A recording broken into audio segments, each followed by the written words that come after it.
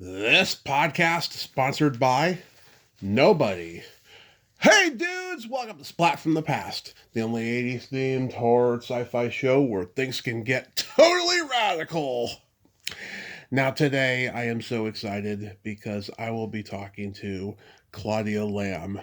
Claudia played the adorable yet feisty Heather Hartman on the classic Norman Lear soap opera parody Mary Hartman, Mary Hartman, celebrating its 50th anniversary. The official Mary Hartman show lasted, 1 year, and then there was Forever Fernwood, the continuation after Louise Lazar left the show. And it's going to be great to have Claudia on. She is also a journalist, and she lived in the Bay Area, and she was a reporter in the Bay Area, and I have such a clear memory of her, but I didn't realize she was the same Claudia Lamb from Mary Hartman until much later. And it's going to be great to talk to her today. She is a resilient, strong survivor of childhood abuse, and she's a great person. I've listened to her on a couple of past guests podcasts. She was on Pop Culture Retro with Jonathan and Ike Eisenman before Boosie came on. And she was also on Media Path with Fritz Coleman and Louise Palanker as well. And she's got such an amazing story. It's going to be great to talk to her today. And I'm looking forward to it. And also, too, I am just so blessed every friggin' day. And I know I always bring it up, but I have to keep bringing it up. I'm just so friggin' blessed every day with all these great people that God sends me. I am just I have many guardian angels. When people ask me, how come I get so lucky getting all these great guests, I just say I have lots of guardian angels because I don't have another explanation. I'm just lucky. So, yeah, here is my interview with Claudia Lamb.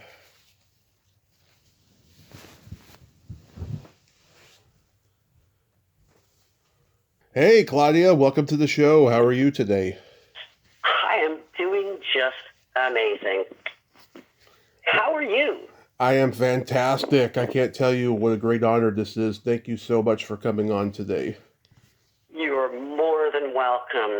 The 50th anniversary of Mary Hartman. Mary Hartman is a pretty big deal. Absolutely. So, going back in time, I know that you were 3 when you started out. You were modeling because your brother had been modeling and your mom dragged you along. It was for a magazine ad, right? It was. Yeah, the very first ad I did was for what you would call the military industrial complex. Wow. And they were selling their data collecting to grocery stores and department stores looking for new customers. And the ad itself was incredibly paternalistic.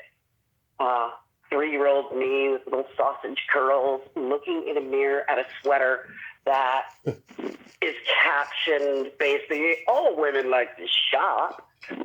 Yeah. Yeah. That was 1967.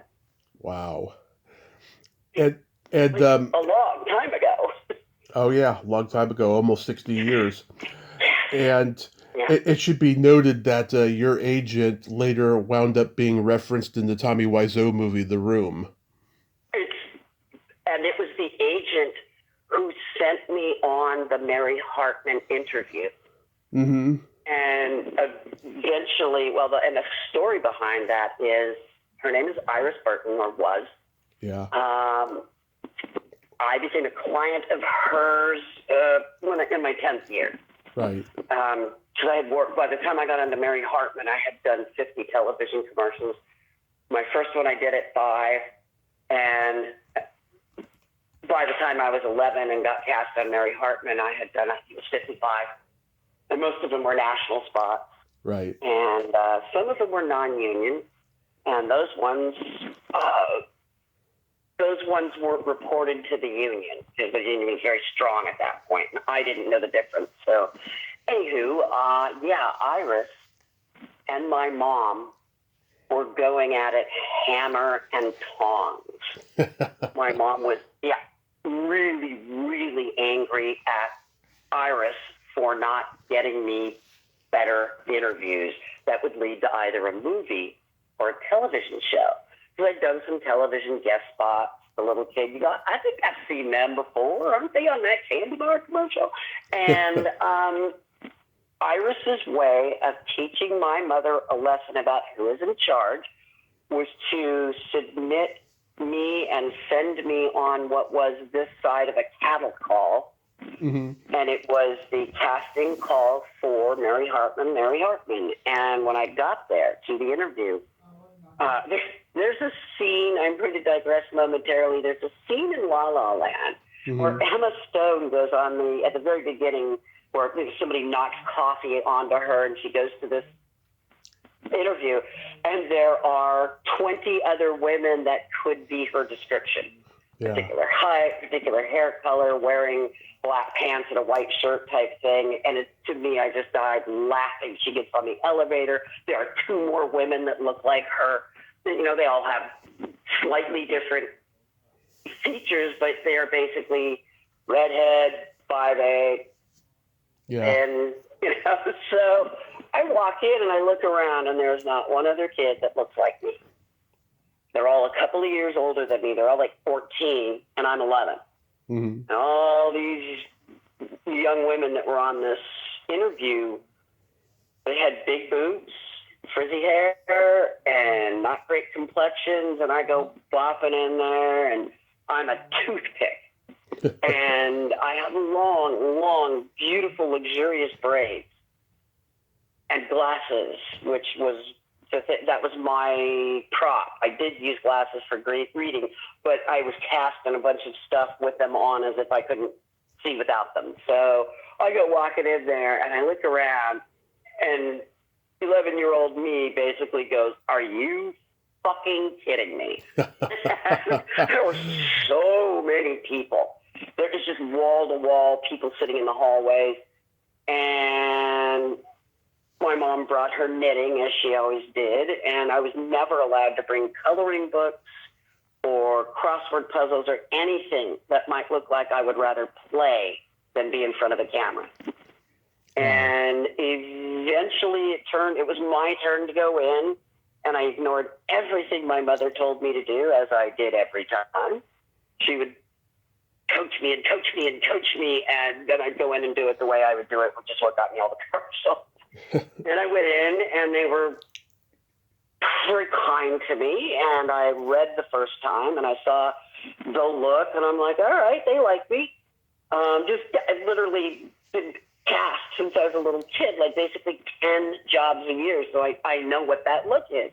And they're like, would you read it again, but just do this little bit, like pretend like you're in the refrigerator, and then I still have the side. It was like a 2.5-page little scene.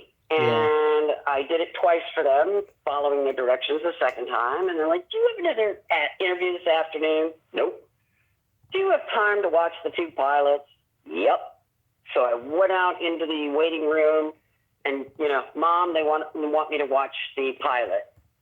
And my mom takes a great time to put everything away and sashays through the waiting room of moms looking at her jealously. She knew how to milk a moment, and we went and watched those 2 pilots, and it was in this ice-cold room. These buildings were like from the Eisenhower administration or something. And it was very cold in that room, and I remember they wheeled in this giant TV, with a huge, big enough to kill a man type TV, sat and watched the 2 episodes of it, and that was the very, very first time I heard Dodie screech, Mary Hartman, and I wish I had $1 for every time someone has come up to me in my life and yelled that into my face. Yeah. It's just, by the time I was in high school, I'd have had $1,000. And it's just, when people remember it, they're like, oh, I remember that. I hated when she did that. And then scream it in my face. Like, oh, is it better now? You like it better now? You're doing it? I watched the 2 pilots. They have me come in, and there's someone else there now who I later found out was Joan Darling. Mm. They dragged Joan over from Norman's office and had me do it again with her. And I knew I had done a good job. And we went home. There were still a bunch of people they had to see. We went home. That was Wednesday, the 6th of November, if memory serves. Mm-hmm. Thursday was report card day. The 5 where I went, they do 5, 10, 15, and semester weeks of grades, and I did not have a great grade in algebra. I really didn't get it. I was struggling with it. I had like a C minus, maybe it was a D, probably a D, because my mom went bananas. Because you need to have all C's, minimum C's, to get a work permit in the state of Colorado with a minor. Mm-hmm. I'm sorry, in the state of California. I'm so used to saying Colorado because I ran like my hair was on fire to Colorado when I was 20. Anyway, back to the state of Colorado, you need to have a really good report card. At the very least, you have to have a middling report card. You can't have D's, you can't have F's on the permanent. So the 5-week isn't counted.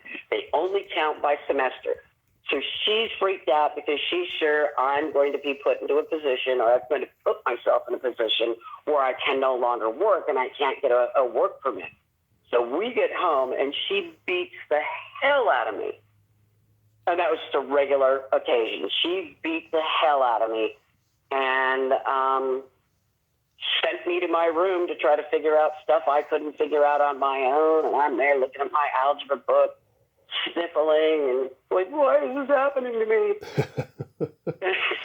Yeah, and my mom comes blasting into my room. Keep in mind, I was not allowed to have a fully closed door until I was about 17 years old. I had to leave my door open so she could see what I was doing at every moment. God. It was as creepy as it sounds. And I had my door mostly closed, as far as I was allowed to have it closed, couldn't latch it. And she hit her fist on that old flimsy wooden door, and it banged open, bounced off the wall, came back to her, and I thought, oh, God, she's coming in for round 3. Literally put my hands over my head, and she's like, stop it, I'm not going to do that. You need to get dressed. You have a callback. They forgot to call you. You have a callback, and you were supposed to be sitting in Norman Lear's office right now. So I go drag the clothes that I had worn on the interview out of my laundry bag. She throws them into the dryer. Mm-hmm. We're in her room, has a giant mirror, and she's doing my braids as she did always. And she's having me hold a cold water compress to my face and my eyes because she's like, you can't go in there like that. I need to see you smile. Smile your apple pie smile, or I will give you something to cry about.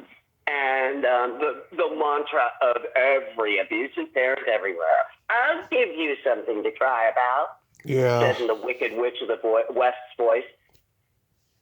So we get in the car, and she didn't even think to change. We get in the car, we drive over the hill, and at 5 o'clock at night, it takes an hour to get 11 miles over the hill.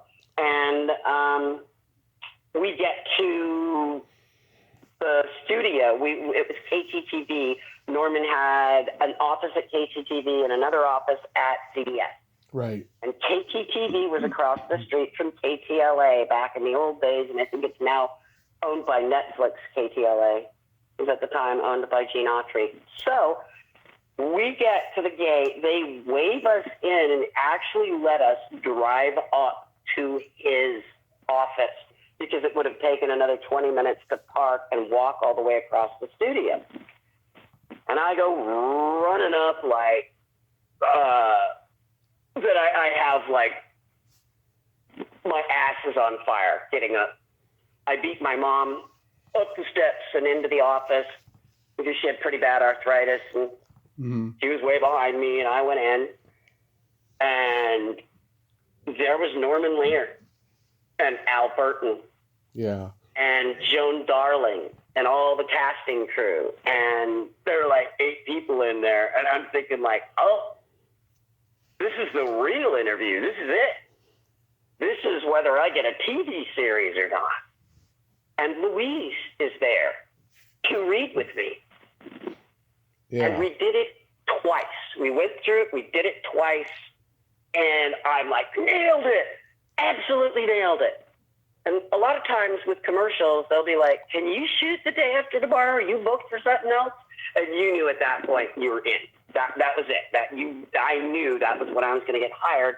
And I'm waiting for them to ask me what my schedule looks like. And they go, thank you. You can go. Thank you so much for coming in. We know that it was a really long drive. Thank you. And ushered me to the door, and I'm absolutely gobsmacked. Like someone's hit me in the face with a dead wet dish. Yeah. And I was like, what? I killed it. I nailed it. And I walk out, and my mom is just getting up the stick, like she's there, and she's looking at me, and I'm like, we can go. And she's like, all right. It's like, oh, God, oh, no. And I was thinking the ride home, I'm just going to get, the one hand that she can beat me with, the one on the driver's wheel. And we get to the elevator and get in the elevator, and the door is closing. And I hear Al Burton say, Claudia, wait. Shove my hand out, stop the elevator. He comes down, and he goes, you were phenomenal. I would like to ask you a question. Would you like to be one of the regulars on Mary Hartman? Mary Hartman.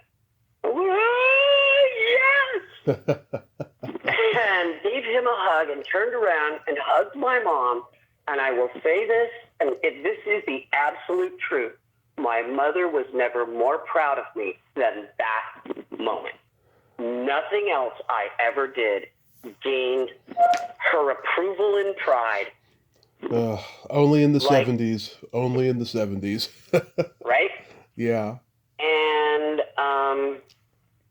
it just became, it became my life. It didn't just, it did. It became my life. That was Thursday the 7th, 6:30 at night. And Al turns around to my mom and says, can you have her on stage at 9 a.m. tomorrow morning? In 48 hours, my life turned on a dime. Yeah. Everything changed. And from that moment forward, I was Heather on Mary Hartman and came in the next day, and it was the first table read with all of the cast. And we read, I think it was 3 scripts. And by the time we were done with the 3rd script, I was ready to stick a fork in my eye because all of the adults they were all doing power games. Yeah. And everybody was, arguing and trying to plant flags. And I'm like, oh, okay.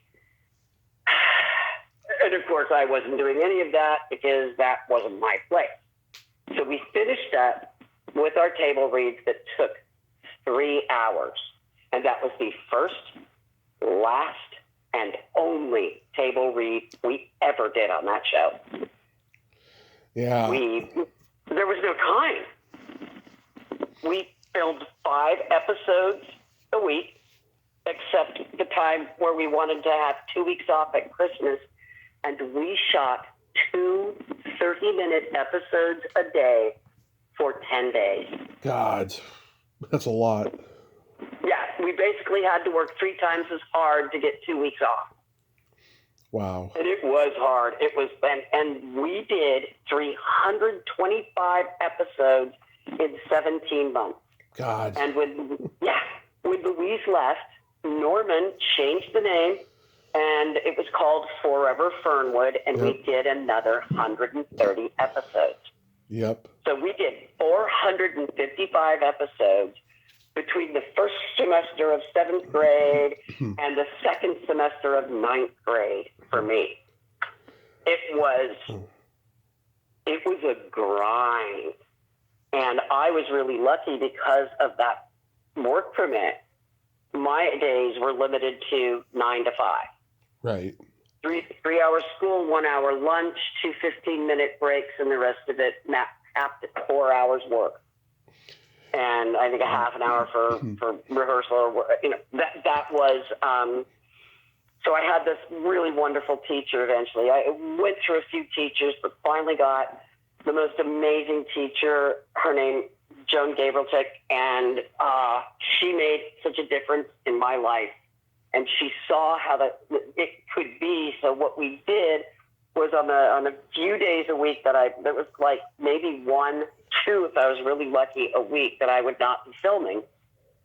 And we would put school in the bank. I would do 4 hours, and that would be banked, so that on the days that I was working, I didn't have to go to school for 3 hours. The time was put aside for me, but she knew I needed to be able to rest or draw or act like a kid. Right. So she would draw down on that bank of school. And by the time I was done on the show, I was like a year ahead of most of my classmates, on top of the year I skipped when I was in kindergarten.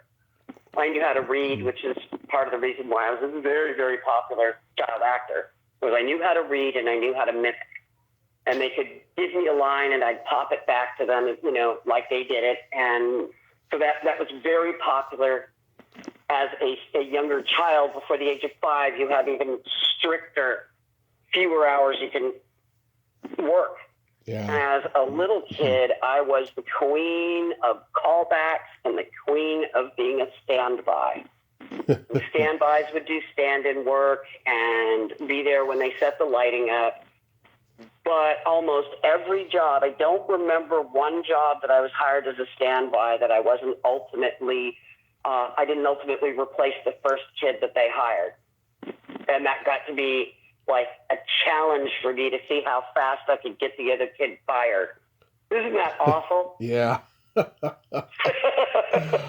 It's so awful, but that was what I was trained to do, to go for the throat. Like, to give an example, I did an Allstate commercial that ran and ran and ran. And there was a time in the early 70s when Allstate did this run of different commercials where they would show a dad and a kid, and they were doing some activity, and then they would do a stop freeze frame, and they would put a big black rectangle over dad's eyes, and they'd be like, what would happen to this child if he died today? Yeah.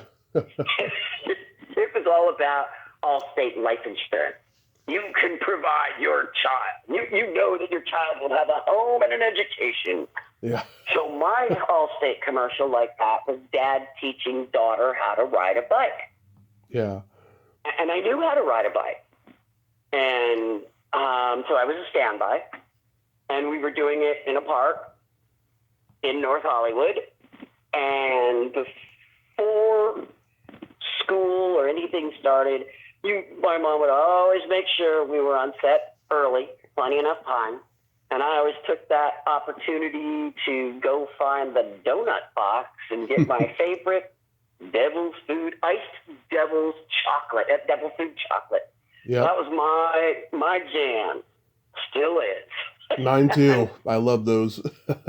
Right? They're crack for me. So whenever we go to a place near my house that has the best donuts, it's like, just get one, because I will eat them. Oh, as many as you buy, I will eat. So anyhow, I wander over to the donut box and the craft table, such as it was in those days, and there's the other kid, and I'm like, hey, never seen you around before. I'm Claudia. Who are you? Blah, blah, blah. And I'm talking to her, and I said, can you ride a bike? And she's like, don't tell anybody, but no. My mom's been trying to teach me since Friday when they cast me. Mm-hmm. And I was like, oh, well, I'm sure no one will notice, basically. And ate my donut and went over to the prop guy and said, can I try the bike? And he said, yeah. I said, because I'm going to be just standing. I just want to make sure I know what to do. And he gives me the bike, and I go roar to the other end of the park, and it's a gravel path. Mm-hmm. And I go riding like a maniac up to it and basically did a power slide and shot some gravel up, and a couple of people laughed. And I put the bike down, and I did exactly what I needed to do and went to school, and they called this young lady for the first shot. And I basically timed it. It was about 20 minutes. They came in and said, Claudia, Yeah. You're up.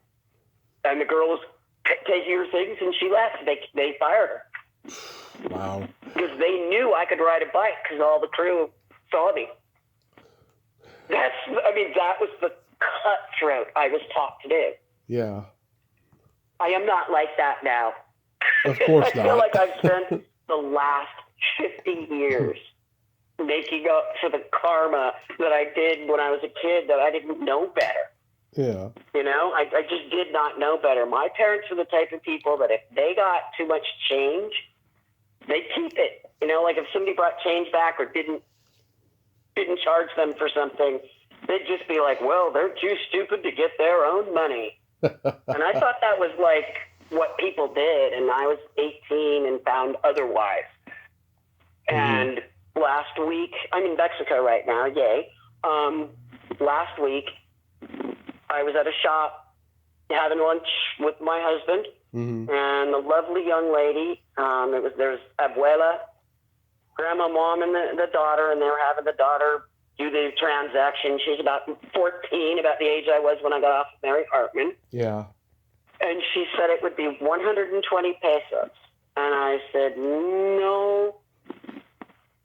Told her, count again. Because, and I said, the taquitos, the enchilada, bebidas, gordita. And her eyes got really big, and she was like, oh, thank you. And I feel like that is only one tiny stone to go in that path that I'm still building to be a better person than what I grew up learning to be. That's good. That's good. So when Mary Hartman first gets on the air, Norman Lear is at the peak of his powers as one of TV's, most popular, producers. And, he had done all these sitcoms that commented on America's society and the indifferences of races and communities and so forth. And now here he is satirizing daytime soap operas, and something I never realized until now.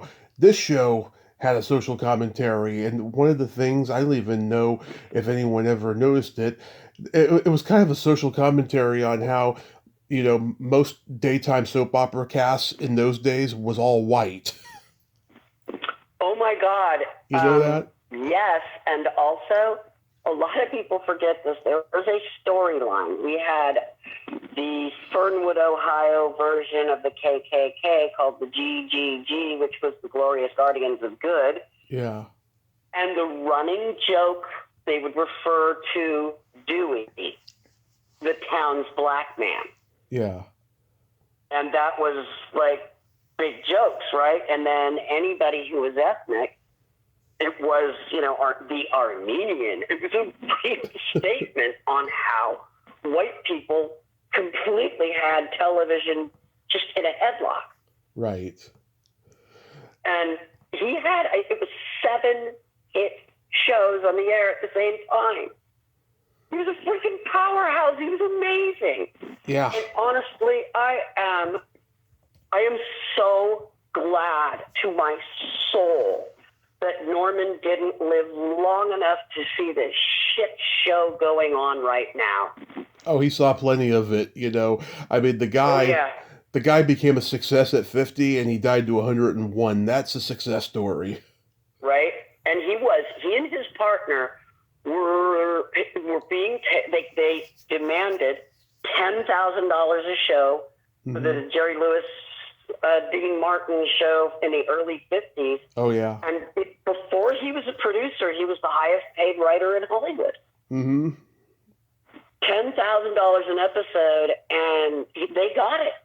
They got their ask, and that was nothing short of stunning in the 50s. Yeah. And he had the idea to do Mary Hartman in the 60s. Yep. He filmed the first 2 pilots. I think the pre-production was 71 and the pilots were done in 72. And CBS paid for the pilots, looked at them and went, not on your life. And no network would touch it. ABC, CBS, NBC, they wouldn't touch it. So the very famous Norman shopped the show around and proved that you could have a syndicated show that was played all across the country. It wasn't necessarily on at the same time. Some program directors thought it would be really great to put it on at 2 in the afternoon, or worse, 4 in the afternoon when, kids were around. Yeah. And that just became a little bit of a problem. Most of the folks played it at either 10 or 11 o'clock at night. 10 o'clock if you were in the Central Zone, because everything was an hour earlier due to the feeds that came out from New York. Right. But he proved that you could syndicate a show and you could make money at it.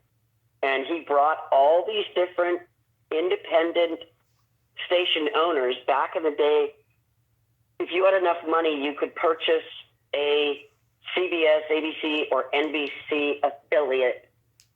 And it sort of, think of like how McDonald's sells franchises. That's the easiest way to look at it.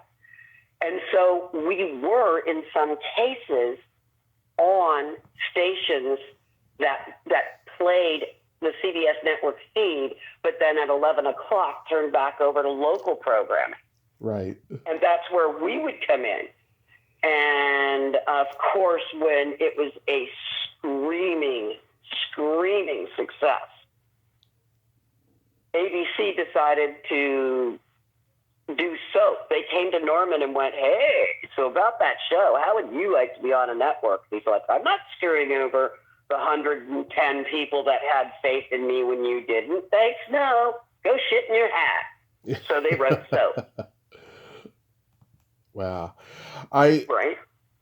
I've talked to, a lot of the cast members. I've talked to Greg Malavy. I've talked to Samantha Harper Macy, Jeff Altman, Yes. Archie Hahn, all great people. Oh, you got to talk to Archie? Yeah, just by sheer luck, I got to talk to Archie because I had been trying to chase him down for years. Oh, my God, I loved him. Yeah. I loved working with him. I loved the BSing around with him. He was such a sweet man. Very sweet man, still is. Oh, if you ever have the opportunity, please pass along my kindest, fondest remembrances of how good he was to me. Absolutely. Who else? Bruce Solomon was another one. Mm-hmm. Beyond kind. When it was my birthday, he came in at like 7:30 in the morning. Most of the adult call times were 9. I would come in at 8 if we were shooting. I got in on my birthday, and there was a card and a little plant in a little pot sitting on the desk in my dressing room. Mm-hmm. And he remembered it. And that first birthday, almost nobody knew, and they dashed around while I was in school, pulling together a party for me.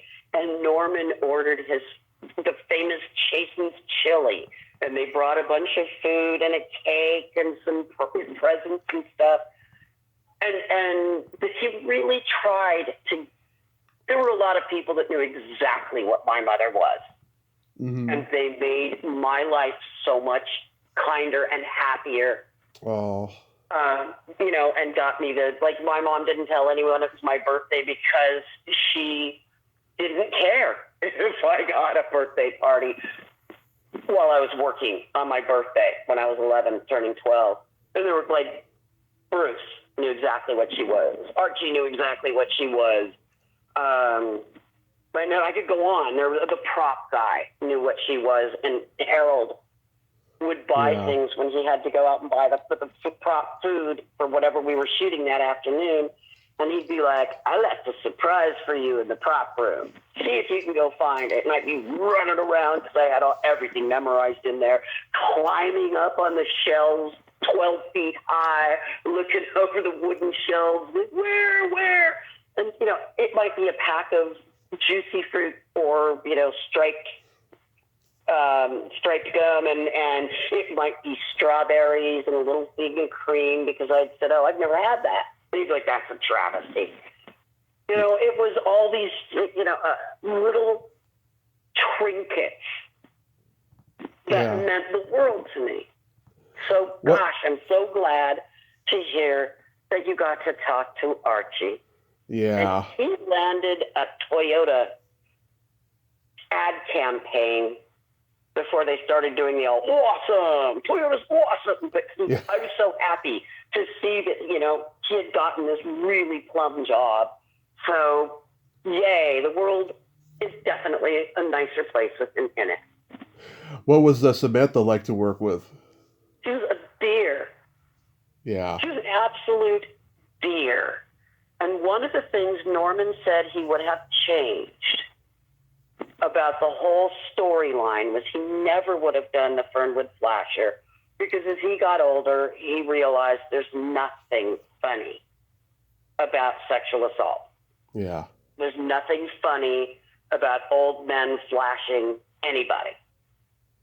And at the time, it was a very controversial, but a lot of, tittering. Yeah. Isn't that funny? The old guy's exposing himself to everybody. Yeah, like the streaker at the Academy Awards. And David Niven looking at him and said something to the tune of, if I had such attributes, I would not be advertising it to the general public. Like, basically, if my dick was that small, I absolutely wouldn't be naked running around. He was amazing, David Niven. Just beautiful, dry humor. And if people are, like most people didn't watch that who are listening, he was at the podium talking and winding up to present the next award, and someone ran across the stage naked, which was a big thing in the 70s for whatever reason. Yep. Ran across the stage naked, and he just drolly stared at him without giving, like, oh my, just looked at him and said, yeah, if I was that small, I wouldn't be advertising it. Yeah. Anyway, the next award goes to, the 70s. But we had a lot of really great talent. Martin Mull, before Martin Mull was Martin Mull. Same thing with Fred Willard. Yeah, my dad met Martin Mull back then. He had a girlfriend in the Bay Area, and he would come down to see her. And one time he had car trouble, and my dad tried to help him. He said, "Hey, you're having car trouble," and he knew exactly who he was too. He said, "Hey, you have any car trouble?" He's like, "Yeah." And he's like, "Hold on, let me get to a phone." Right, so he calls for help, and then comes back, and he's pushing his car along the highway. He was impatient. He couldn't wait. Right. Yeah. Right. Pushing it along. He ended up marrying our wardrobe mistress. Oh, yeah. Her name was Sandra. And that lasted a couple of years. And she had a habit of, if there was anything that was cool, like they would have Vans shoes made for me, which I'm like, Heather in Ohio doesn't have Vans shoes, because at the time it was something strictly limited to the San Fernando Valley, and it was like surfers and skateboarders would get them. And the wardrobe mistress was like, oh, we can't find shoes that really fit you. They're all too wide. We're going to have some Vans made for you. So if my shoe size was 7, she'd have them made in 7 and 9 and have me try them on and go, oh, the 9s are too big and we can't take them back. I guess I'll have to give them to my daughter. And she did that with everything, including one of the dress that I wore in the dream sequence for the dollhouse. And she wasn't super popular on that set. She wasn't. Let me tell you how unpopular she was.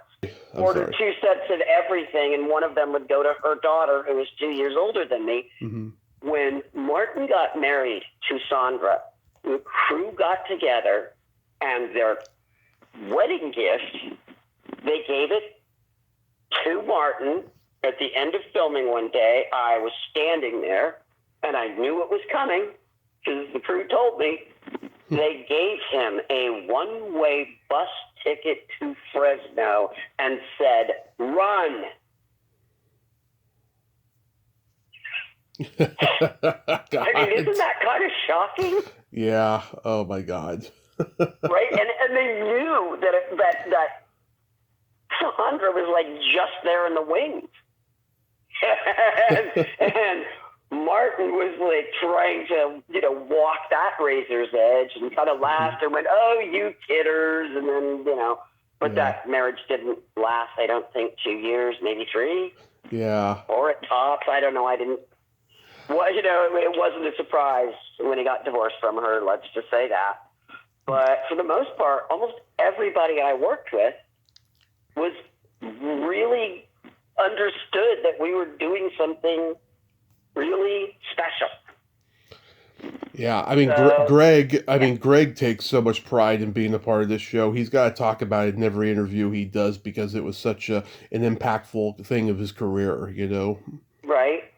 So last time I was in New York was about 1.5 years ago, and Greg, his partner was not able to join us. She had some family stuff. Somebody was very sick, and so it was me and my husband, Greg, sporting a King Lear beard. Literally, he was doing King Lear. Yeah. And he had the King Lear beard, and Louise and her partner Michael.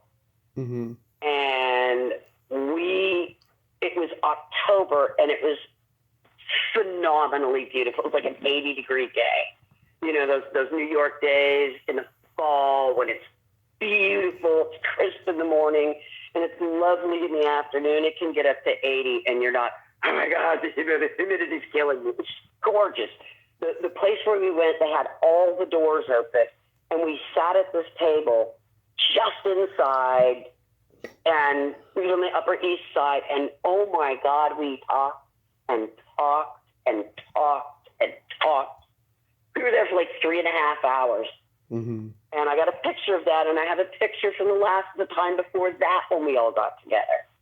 And it's really weird because I did the math, and I am as old right now. I started collecting Social Security last month. I am as old right now as Dodie was when she was my grandmother the first season on Mary Hartman. Yeah. No, it's funny. You look a little bit better than she does. She was, what's funny though, is you go back and you look at, like, say, game shows from the 70s, people were aged so much more than they are now. Yeah. And it's not because we have Botox. I try to, people are like, why did everybody look so old in the 70s? Because the depression. Because they smoked cigarettes, they drank. Lack of I'm so sorry, I talked over you. It's okay. I was just saying, they smoked cigarettes, they drank, they didn't care about health. I mean, it was just a different time. Yeah, and the 1930s, nobody had proper nutrition. Right. Nobody did. We had 10 years of when affording food was like a full-time gig. And, that there, and if people were having babies in the 30s, those babies were also suffering that lack of nutrition. Yeah. And everybody smoked everywhere. People don't realize it. Yeah. You could smoke in a grocery store. The surgeon who came in to talk to us about my dad dying, he had emphysema. My old man died at the age of 59 because of a 4-pack a day habit. 80 fucking cigarettes a day. Do you know that is, if you just, like, in 18 hours, yeah, you got to sleep sometime. In those 18 hours, you smoked 80 cigarettes. My dad was lighting cigarettes from cigarettes. I knew when my dad had insomnia, because I always had insomnia, I'd get up in the middle of the night and do a lap around my house. I do it to this day, and I would wake up and smell cigarette smoke and know that my dad would be sitting in the dark in the living room smoking. Yeah. Because God knows he didn't get enough of those 80 cigarettes the day before. And he just smoked and smoked and smoked and smoked and smoked. Yeah. And he died of emphysema, and my mom had a 2-pack a day, but then was around him all the time, and she died of cigarettes too, managed to crank it out to about 72, but she was in just shit health for the last 10 years of her life. Oh, yeah. Well, she was in crap health all the time, but it was just, I couldn't believe she was able to drag another 10 years out of it. And it's like that old joke, the angriest, most hateful people stick around forever. And that, winds us back to Norman dying. He died 10 days, I think it was, after Harry Kissinger died. And I have believed from that time that he willed himself to live longer than that evil bastard. Yeah. God. So most people don't know Norman, with his riches, with his giant purse, bought a copy of the Constitution, had a bus built that could take this from town to town. And he had it driven all across the United States so people could actually see the document that the democracy was based upon. Right. That is such a mitzvah. So many people didn't know he did it because he didn't advertise it. But here's this Constitution going around so people have the actual opportunity to see that it's real and it existed. And he did so much stuff like that and worked to make a better society for all of us. Yep. He did better than any politician ever could. And he knew that he could get more done his way. Like, going into politics wouldn't have served him. I mean, he was writing shows, or overseeing shows rather, that there's an episode of All in the Family where Archie gets the opportunity to do a rebuttal opinion piece sitting at a television station. Mm-hmm. If you get a chance to see it, it's stunning. He's talking about guns, and it's genuinely all the bullshit arguments that the NRA uses to this day. And he's like, well, if more people had guns, we'd all be safer. It's like in the 70s, the early 70s.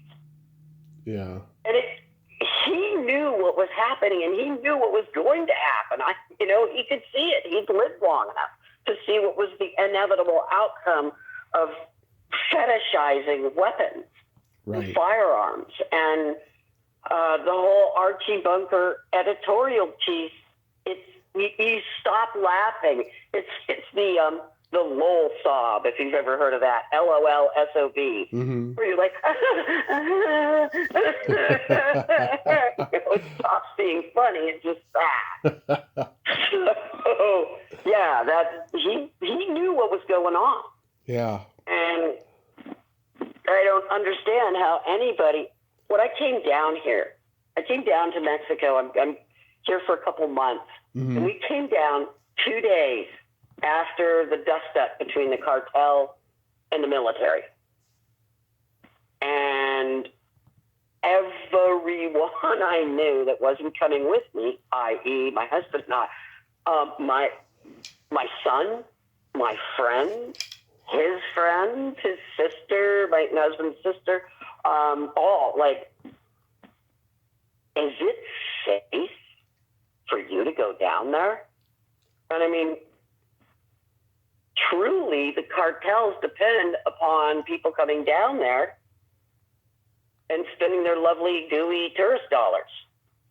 And because they have their fingers in all the pies, and there's a lot of money laundering, just like we have in the States. And people like, you're really going to go? Oh, my God. That's like, oh, my God. And they weren't understanding that most of the stuff they were seeing was AI generated. Yeah. Which points to terrible things happening in the future. And I started asking everyone who asked me if I was going to be worried, like, aren't you scared? And I would say, I don't know. Are you scared? And they go, what do you mean? We're 54 days into the new year, and there have been 62 mass shootings since January 1st. Are you worried about those? And they'd go, oh, I didn't know that. And every day that somebody would ask me, I'd be like, 62 days, 74 mass shootings. Do you feel afraid? Or do you feel safer in a country with more guns than people? Do you feel safer with 500 million with a B guns in the hands of American citizens? I am a dual citizen. I'm Canadian and I am American. And the Canadian citizenship was the best thing my mother ever gave me, and she never told me the truth. I found out as an adult that I was you become a Canadian. My mom was a Canadian citizen. She was born there. Wow. And so I got my proof of citizenship, you bet your ass. I got that. So when I visit, inevitably I am asked by family members or strangers, why in God's name aren't you living here? And I'm like, I kind of don't know. But I hear my family, my life is in Colorado. But I see less and less safety. Yeah. Less and less need to put myself in danger. We have a ranch. We have a home, and we have a ranch with a. I won't even call it a tiny cabin. I'll call it a micro cabin. And we are ranchers because we lease our land out, some of our land out to our neighbor who runs cattle. Mm-hmm. And so we are ranchers. We have 25 acres, and I just, up in the area where it is, people on the regular wear their firearm strapped to their side. We have conceal. We have concealed carry, but these people want to feel like they're in Bonanza or something like that, and walking around with a hand cannon strapped to their waist. And the more I see that, the less safe I feel. Yeah, absolutely. What was your relationship like working with Louise Lasser? There were times, a lot of times, Louise carried the show on her back. And as a child, I didn't understand that. Mm-hmm. I didn't understand what that meant. So I didn't have a lot of patience when I was younger. When I was a kid, it would get trying. But she was in almost every scene. Mm-hmm. And we didn't use cue cards, and we didn't use teleprompters. So we had to know our script every day. And I know now that I am really, I'm on the spectrum. Right.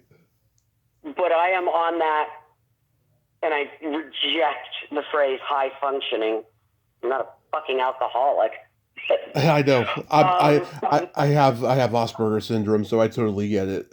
Right. I have, aside from ADHD, I bounce around a lot. If you haven't noticed, over the last 40 minutes or 15 minutes, that I do bounce around. But part of my being on the spectrum is that I have pattern recognition. So when I was 3, I taught myself to read with Dr. Seuss books. And that reading was what, again, got me so many. I had a radio campaign for Foremost Dairies. And they kept bringing me back in because I could, and they handed me the script and I could see most of it. And if need be, the person who was recording me would say, okay, that word means, that word is chauvinist, not communist. Okay. And I would, rattle out half a dozen different 15-second spots, and they played on the radio. And I had this very husky little girl's voice. And they used that for, at least a year. And that was so pattern recognition is a big thing for me. Mm-hmm. And so I could memorize scripts completely. So I would stand there and be completely pissed off at Louise because she didn't know her lines, not understanding my abilities on the spectrum, that I was really different than basically everybody else. So I thought that I would help the adults out by giving them their line. Yeah. You can imagine how well that went over. Yeah. Yeah, I mean... What adults really like is when some prepubescent kid is telling them, hey, your line here is, I gotta go to work. Like, swivel around and glare at me for a moment. I'm like, well, I'm helping. Yeah. And that was how I graduated. I was in kindergarten, and they're like, oh my God. They wanted to put me into second grade, but thank God, my parents said, no, just one grade. So, yeah. I mean, I graduated high school I started college at 15. Yeah. I mean, remember when she hosted Saturday Night Live and she stormed out of her monologue? I mean, you could tell that something was up with her. Well, it was a difficult time. And as far as I know, Hollywood revolved on cocaine and caffeine in the 70s. Right. Bolivian marching powder. Yep. And there was a lot of drug use amongst the crew and part of the cast. And bless her heart, Deborah Lee, when she hit stardom, she was a party girl. And she would come into the stage after being up all night. She would come into the club and crash out on her couch. And the further she got into it, the really more miserable she was as a human being.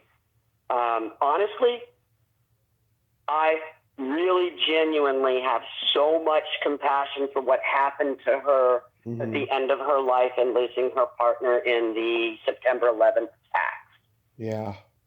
I have never in my life done cocaine or meth or heroin, or I can genuinely say there were so many people that had drug problems on that set that it was a come to Jesus meeting for me. I never, ever, ever wanted to invite that monkey on my back. And when I left at the age of 20, when I moved to Colorado to get the hell away from my insane parents, my roommates were both, I had two roommates. The day I knew I couldn't be their roommate anymore was when I came home from school. I was going to Cal State Northridge, and I was on my way to go work in the box office at the Hollywood Palace, which was a nightclub at that point. The owners had completely redone it to be as opulent as it was when it was built in 1929. And in between me going to work and coming home from school, I come in, and on the coffee table is a plate. And on that plate is an ounce of weed. There is a quarter ounce of mushrooms and a pile of fucking cocaine. Yeah. And I sat there and looked at it. I'm like, that's your rent. And I went to the manager of the apartment building, and I paid him 2 months' rent. And I said, I'm out of here. I'm leaving today. I cannot be around this. I don't want to be around it. And it's not like I'm going to start doing it. I don't want to be around people all fucked up on drugs. Right. And they are not going to have enough money to pay their rent. So, hasta luego. I'm out of here. Yeah.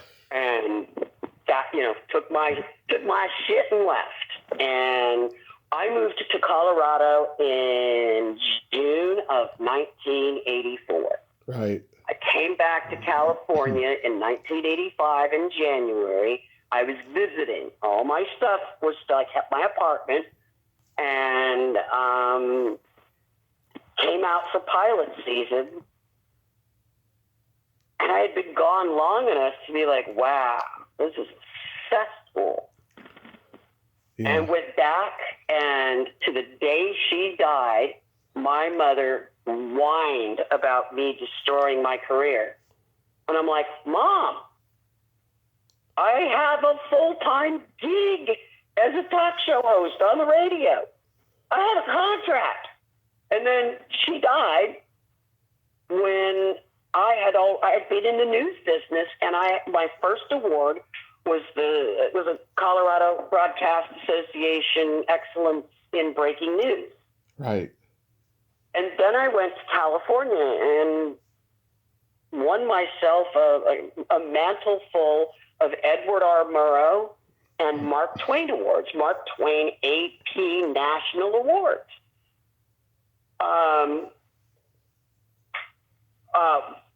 4 Murrows and 5 Mark Twains.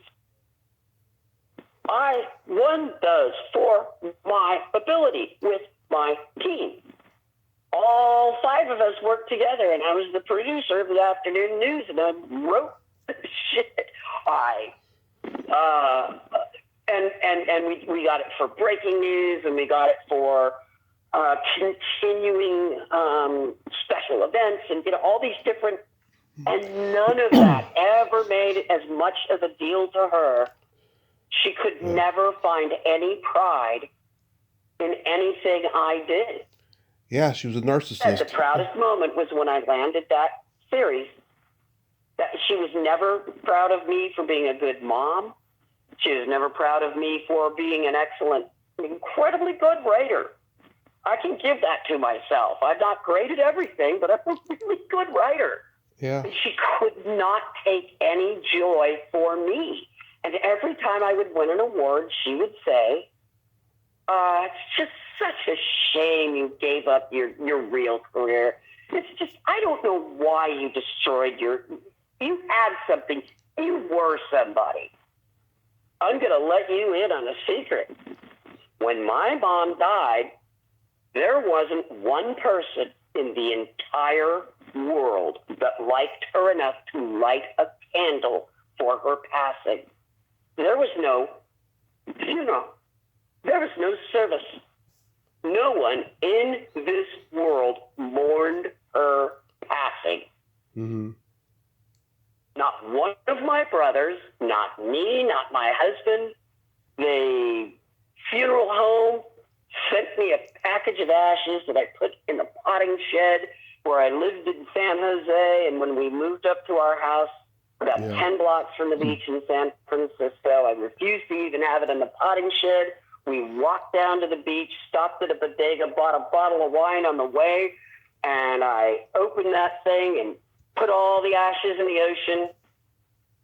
And when I got to the end, I said, "You're welcome for everything and every penny you spent," which was more than $1 million. Yeah. In the 70s and in the 60s and 70s. Can you even imagine the kind of money I'd have right now if half of it had been put into an account? Oh, yeah, absolutely. But that is the most common thing from formers, is that it is absolutely uncommon for former child actors, for their parents to have even thought that they might want some of their own, money. And when you do run across someone whose parents did that, you're just like, you lucky bastard. How do you rate? Yeah. And that's why so many formers are just basket cases. Oh, yeah. 75% of them have had some kind of substance abuse problem. Oh, yeah. Either in the present or in the past. I talked to a lot of them, I know. Right? And it's because our parents treated us like an ATM, and their attitude was, you can make more. Yep.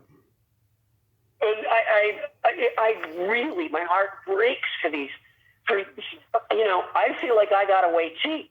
I just have permanent mental damage. I didn't get a substance abuse problem. Yeah, nobody puts their kid in show business because they thought it would be good for them. They want the fucking money is what they want. Exactly. And what absolutely bowls me over is when people ask me, was it your idea? And I look at them and I say, I was 3. Yeah. What in God's name do you fucking do when a 3-year-old asks you? You're the parent. You're in charge. 3-year-olds want cake for dinner. There's a reason why you tell them no. Because they don't have any judgment. They're a preschooler. Yeah. Months ago. And literally, that's when my mom first started seeking work for me, was when I was a toddler. Mm-hmm. And I joke around with some people like, oh, I did my first, job when I was 5. And it's like, biker. But then again, I can't hold a candle to Jodie Foster. I mean, she did her, Yeah. She was working hard by the time I got my first spot. So, many, many props to her. Yeah. And I have phenomenal respect for Jodie Foster. Yeah. Really, I do.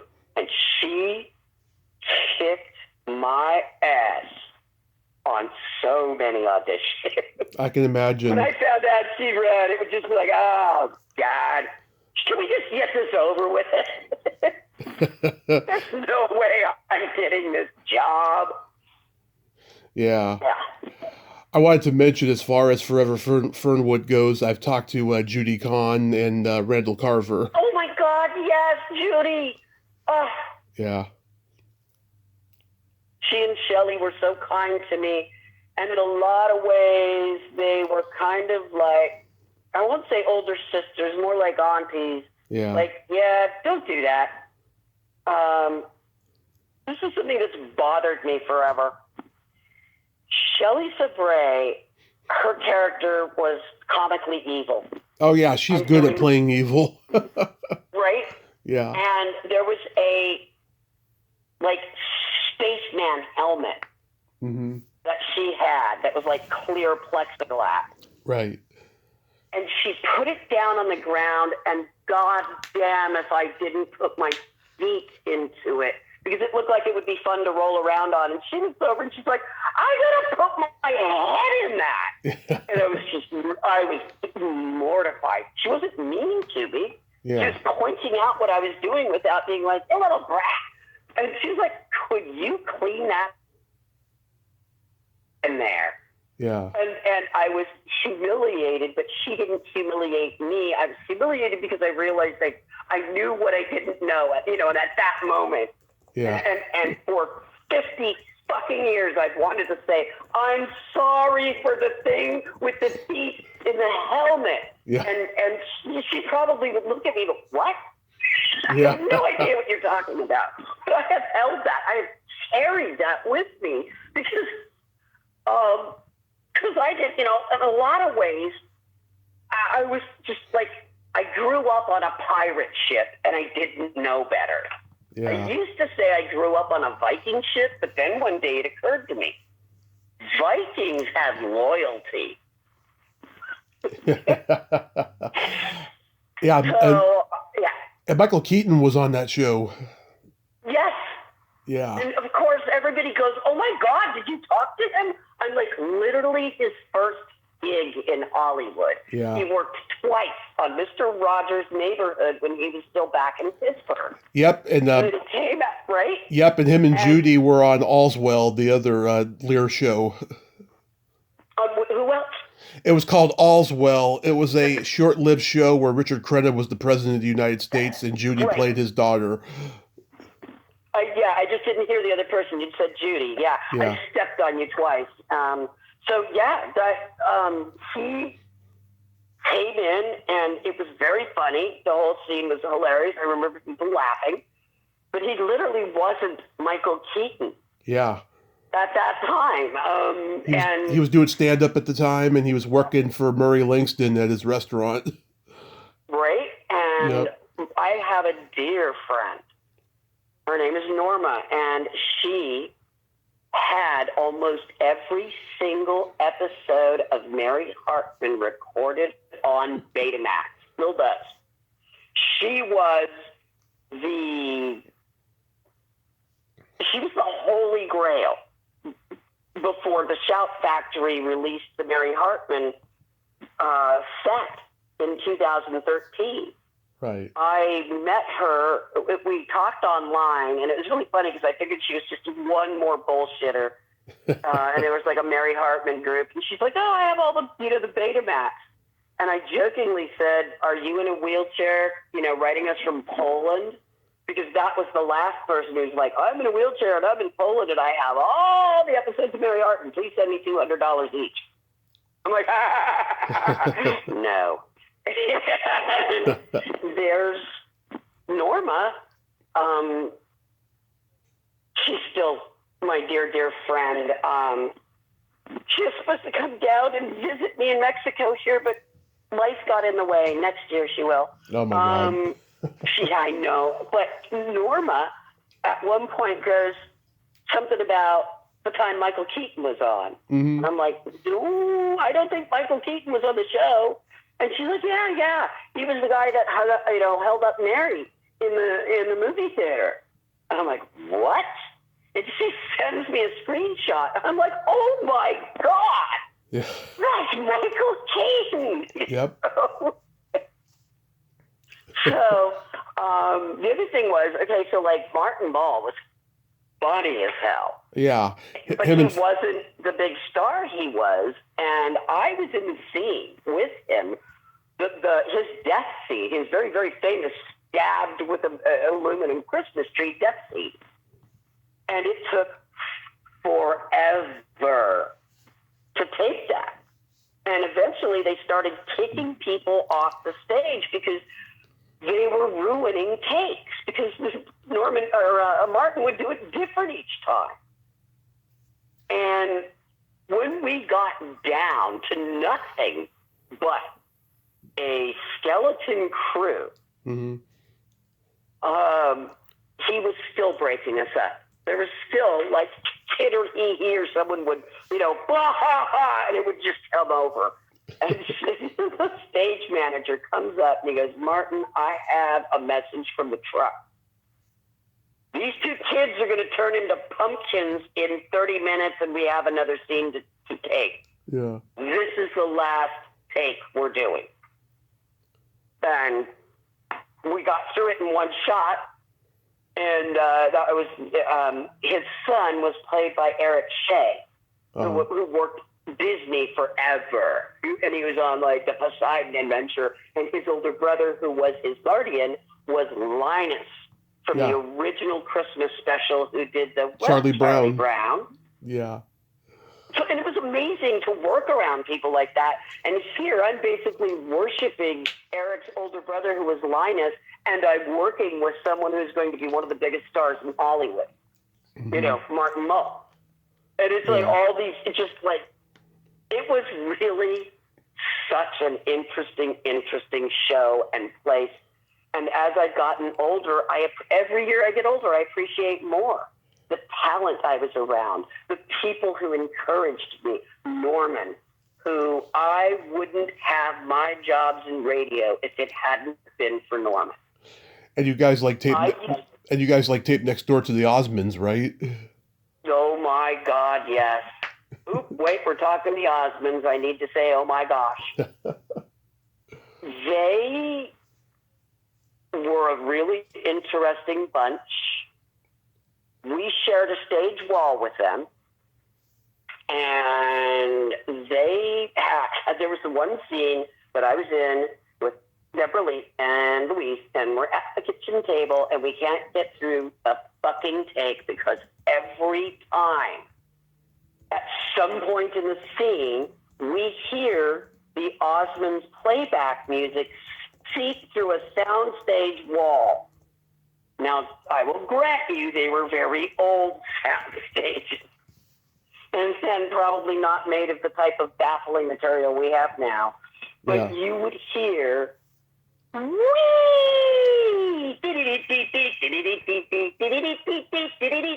turkey in the straw. And you hear, oh, we all stop and we look. We're like staring, and they go, we need to take that from the top. But the fifth time that happens, Beverly goes, Jesus fucking Christ! Are we all going to pretend we can't hear that fucking Mormon music? Yeah. so Hilarious. we send somebody next door to go, can you guys just stop for like 5 minutes so we can get this in the can and move on to the next scene? Because the next scene's on the other side of the stage in the Haggers' living room, and their attitude was, hey, we have as much right to tape as you do. We're just doing our thing. And eventually Norman's office called their production office and said something about charging them their production costs for interrupting all of our takes. And they stopped for 10 whole minutes. And about a month later, they moved from stage 4 to stage 6, which was a standalone stage across the alley street thing from stage 5. We were stage 5, they were stage 4. They went to stage 6, which was bigger, had a big elephant door, which are those giant doors that you could like drive trucks and cars in, and they get their name because they used to bring elephants in them. And heffalumps, as Winnie the Pooh would say. Yeah. And they moved over to stage 6, and I feel so bad. Not once was I allowed to say hello to Marie because she was constantly surrounded by chaperones, and she wasn't allowed to talk to the kid on The Dirty Show. Uh-huh. And Shawnee was just the nicest person. He was so sweet and kind, and they used stage 1 as well. For like the first 2 years of their show, they would begin every show with an ice skating number. Mm-hmm. And it was like the Mardi Gras ice skating dancers, and they had like the gigantic 50-pound headpieces that you would see in Vegas, and the ice was like this weird cold plastic, and it was really hard to skate on. But I got to skate on it, and I got a pair of ice skates at a garage sale for $2. And my teacher would take me down to stage 1 when they weren't using it, which was every day of, they only used it for like 2 hours every Friday. And so he's, anytime you want, you can go in there and skate. So I'm like, hey, I had permission to skate on Donny Osmond's ice skating rink. And he was so sweet, like I said. So one day, he and his brother are riding these bikes. They're these trick bikes, mm-hmm. where they were like the old Stingray, Oh yeah. And the where the main support that the seat goes into, there was a hinge, and the back of the bike can swing left or right. It was genuinely something like stuntmen would ride. And Jimmy did an ad. You can find it. It's on the internet. Just put in Jimmy Osmond trick bike, and you'll see it. And so they did a scene with these bikes. It was an agreement with the manufacturer. Mm-hmm. And so Donnie and Jimmy are out riding around in the parking lot, and their cars, their parking spaces were in the row just behind. Like, we pulled in one row, and they were just the next row over, and you could always tell when they'd done some kind of deal. All of them would show up with Audis or something like that, yeah. Some kind of pay for play. And they're out riding around trying to figure these bikes out. And the one they gave Jimmy was way too big. And so he's having trouble manipulating it. And the Osmonds were so popular. How popular were they? Very popular. Women. Yeah, very popular. Teenagers. Yeah. And there was this one woman who was like, in my mind, she looked 40, which meant she might have been 20 or 25. And she came. She was there every day. She would stand at the doghouse. That's the guardhouse where you get in and out of the lot. and she would stand at the doghouse. The guards called it that. Just so you know, that's I'm not being a dick. Yeah. She would stand there and wait and wait and wait and wait. And when we would leave for the day, oftentimes people would just like mob our car, look in and go, and like walk away, the giant look of disappointment. You're not anybody important. So they ended up building like a bench structure that had a wooden overhang so that these poor women, they'd like faint from heat stroke. Or it would rain, and they would stand there in the pouring rain day after day, holding things for the Osmonds to sign. Not once did they ever stop. They always had decoys, and they fixed this gate that should never have been locked. It was a fire gate. And they fixed it, and they would sneak out the fire gate, and they'd send decoy cars out. And people would pound on there's the smoked windows, it has to be him.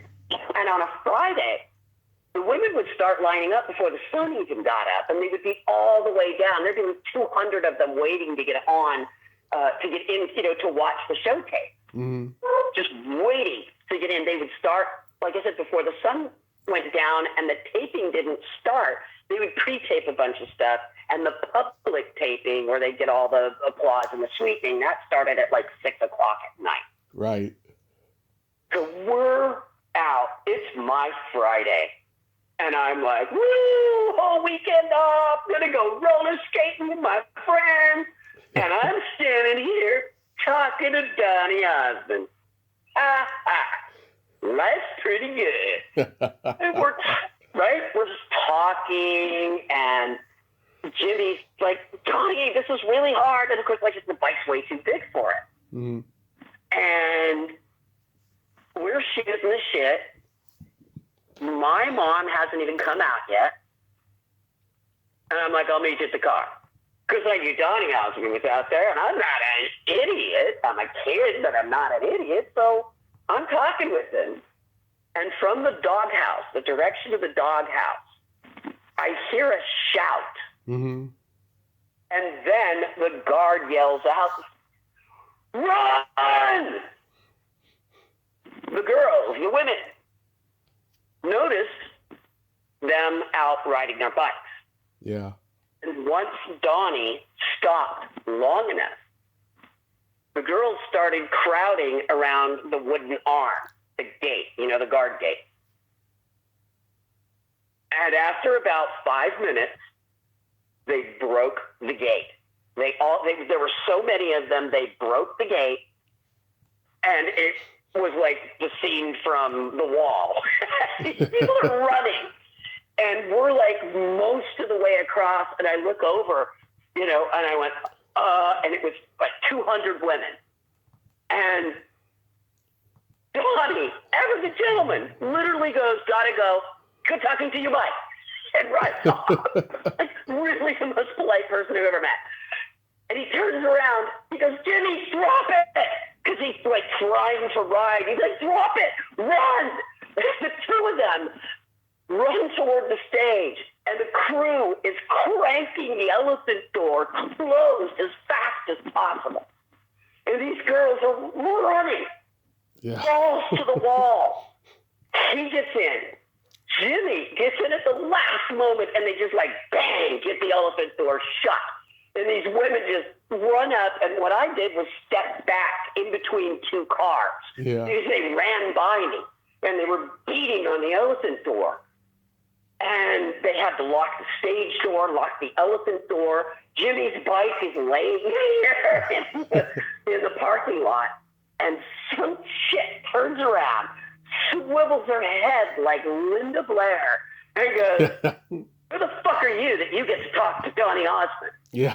And I'm like, and now I'm really wishing my miserable mom, who knows how to throw fists, is there. Yeah. And, thankfully, the guard came up and went, and we're walking, because once those women had the object of their desire snatched out of their hands, they wanted to take it out on me. Yeah. Do that. for you. You get to talk to Donny Osmond. She's going to hit me, isn't she? Because I know that look. Yeah. I know that look in my mom's eyes. You're going to hit me, aren't you? And that's, like I said, the guard came up. And that was really one of the last times I was allowed to talk to Donnie, because they were always like, had to stay on stage, not taunt the fans, so to speak. Don't taunt the Dynamite Monkey.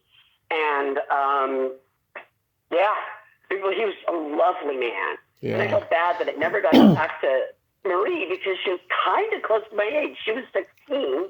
Yeah. I was at 12, which of course is like a huge gap, but it's still, I'm by myself. There aren't any other kids, Right. So that seemed to me, and Jimmy had his schoolroom next to mine. And Jimmy's schoolroom was always empty. And we found out later that he was filming some show in Japan that the union would have blown their, a gasket had they known. But my schoolroom was also on the other side next to Tom Hatton, very famous actor at the time, did a lot of play work, and also the children's host. Popeye and Friends. And he drew me this amazing Popeye picture for Halloween. There were so many neat things like that. But my favorite gift that I ever got from Norman was an IBM Selectric typewriter. People need to understand those were about $3,000 a piece. Now, it wasn't. I used to carry around a spiral notebook, and I wrote. And when I used to, I used to have the okay to go up to Norman's office unannounced, and if he had 5 minutes, he'd give me a hug and sit me down and be like, "What? Tell me what's going on." And so I told him I was starting to write, and he told me that it's really important to keep a pad with you. And find out what kind of pen you like to write with, and find out what kind of paper feels good that encourages in your writing. And after the first season, we were starting the second season. I hadn't seen him all summer, and I gave him a big hug, and he'd always give me some little trinket on his desk because people were always bringing him toys. And I told him, I'm writing, and I'm going to learn how to type, and I'm going to start typing my stories. And like the next day, open the schoolroom door, and there is an IBM Selectric with as many whiteout, ribbons and the whiteout ribbons as you could possibly want, with a note saying, "Ask production if you need more." So I began to type, and I was like 12 years old, and I learned to write as fast as the words occurred to me. And I know that Norman's encouragement, because my parents definitely were encouraging me, and they refused to buy me a typewriter, which is what I told him. I'm like, I'm going to learn to type. I'm going to borrow my brother's typewriter. Well, can't you get your own? Oh, my parents say I don't need one. The IBM Selectric showed up the next day. And I can draw a direct line. And I told him this story. I told him that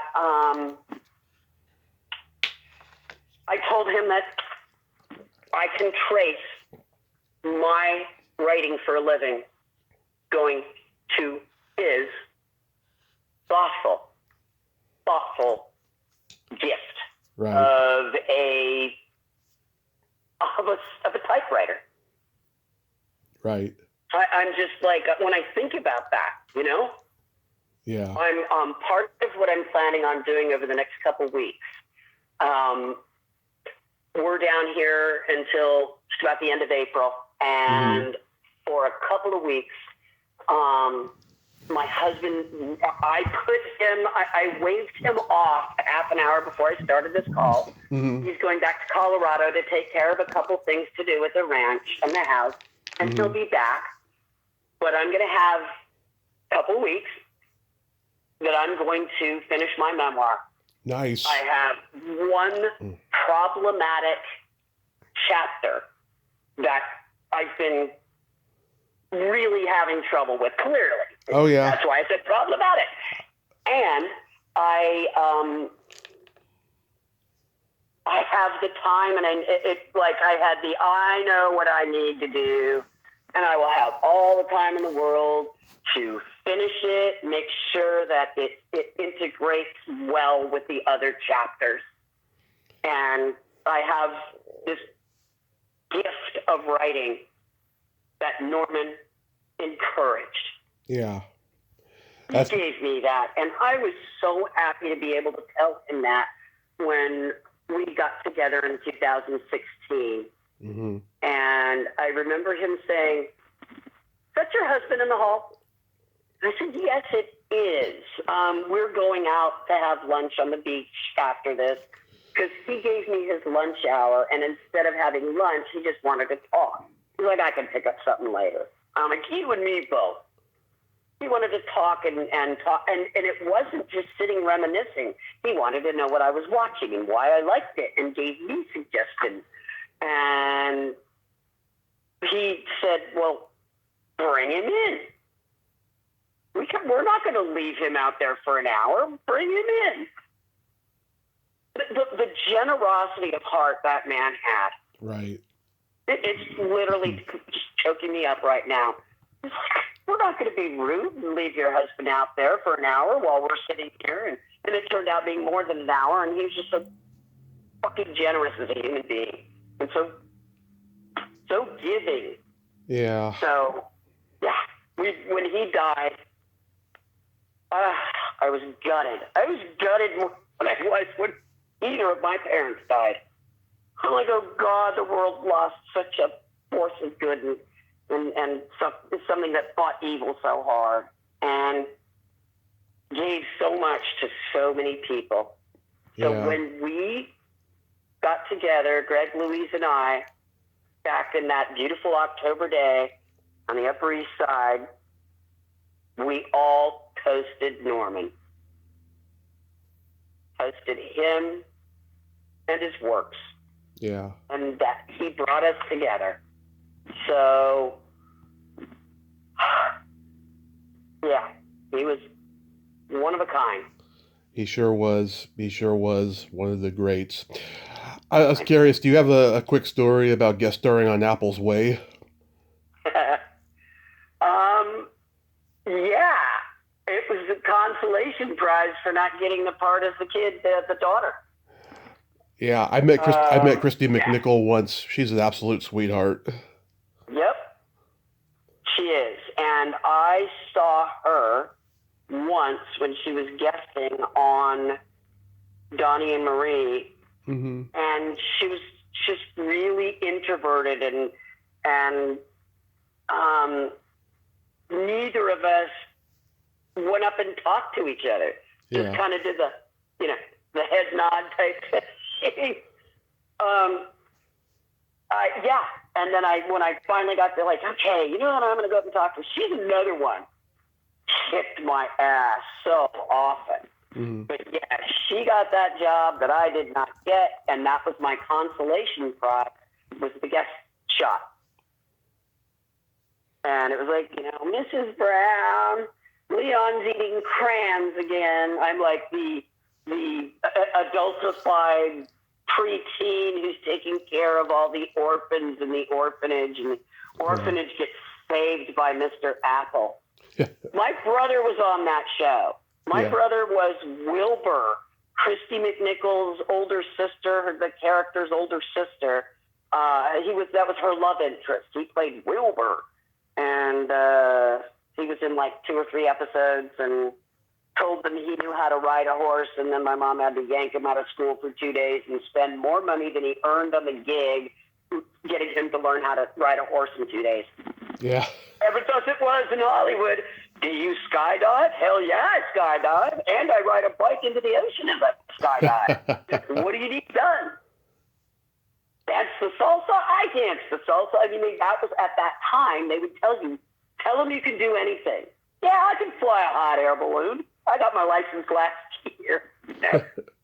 And then it led to more. It was like that little girl in the Allstate commercial.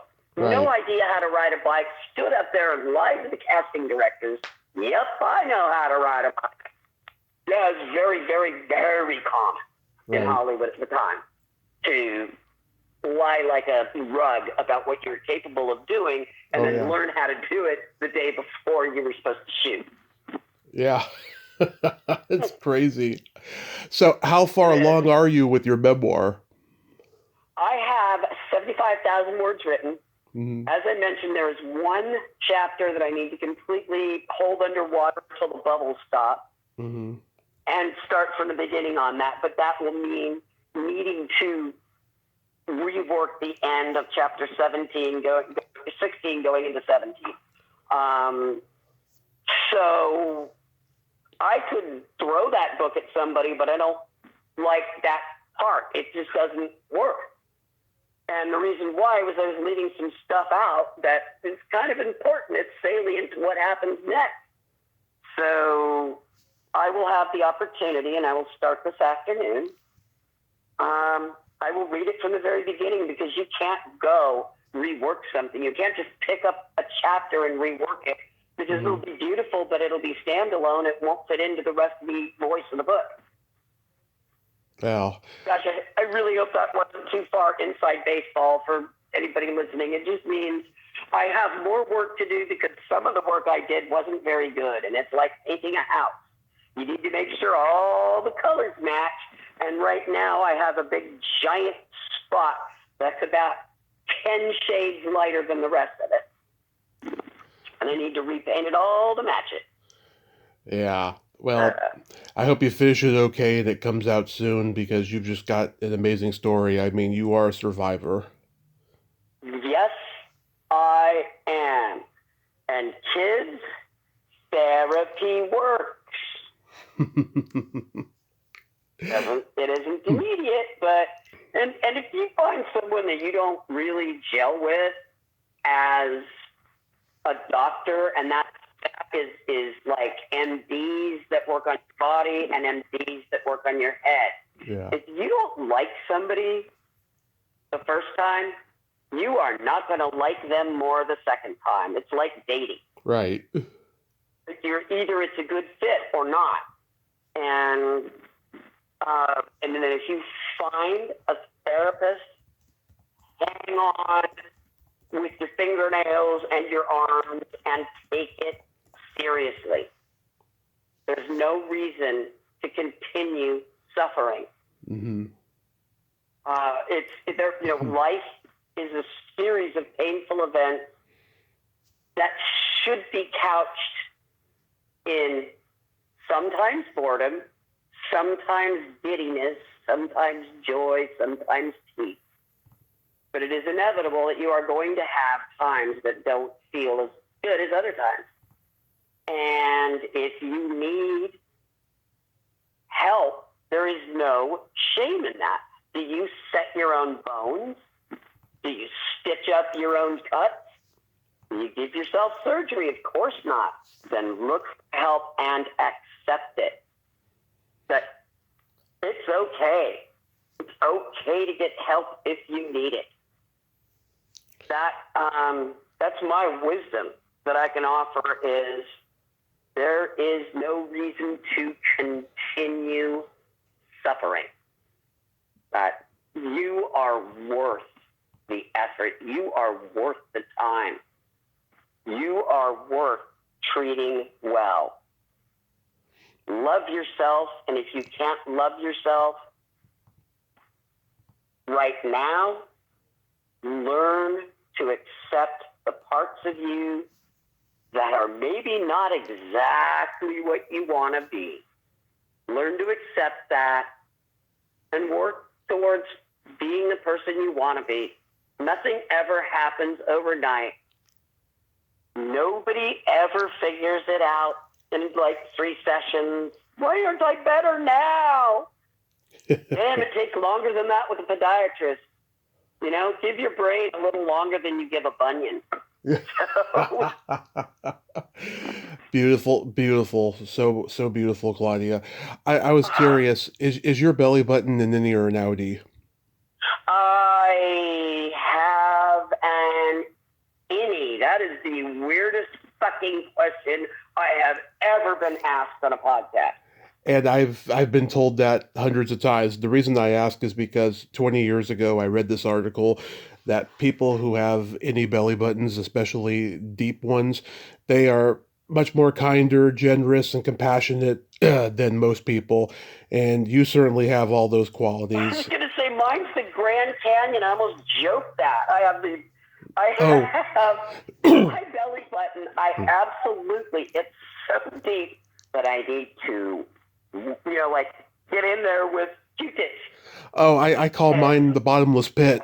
yes, yeah, Yeah. really seriously. And so we Mm. have squirrels are the least of my problems. We have deer, Mm-hmm.